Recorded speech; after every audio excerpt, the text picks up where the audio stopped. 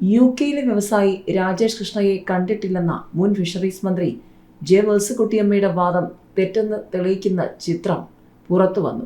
2019 September 2 വാരം കൊല്ലം Asramam guest ഹൗസിൽ ശുചിത്വ സാഗരം പരിപാടിയുമായി ബന്ധപ്പെട്ട യോഗത്തിൽ മേഴ്സിക്കുട്ടിയമ്മയ്ക്കൊപ്പം രാജേഷും UK പൗരൻ മാത്യു ബുലുക്സും പങ്കെടുത്തതിന്റെ ചിത്രങ്ങളാണ് പുറത്തുവന്നത്.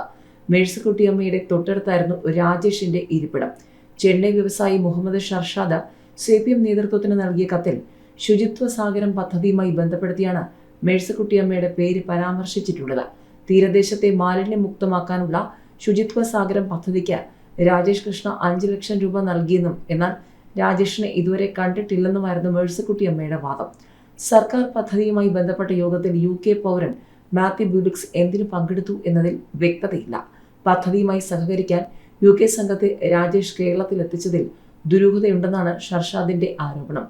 പ്ലാസ്റ്റ് സേവ് എന്ന സംഘടനയുടെ പേരിലായിരുന്നു സംഘം കൊല്ലം സന്ദർശിച്ചത്. മാത്യു ബുലുക്സ് മുൻ മന്ത്രി തോമസ് ഐസക്കുമായി ചർച്ച നടത്തുന്നതിന്റെ ചിത്രവും പുറത്തു വന്നിട്ടുണ്ട്.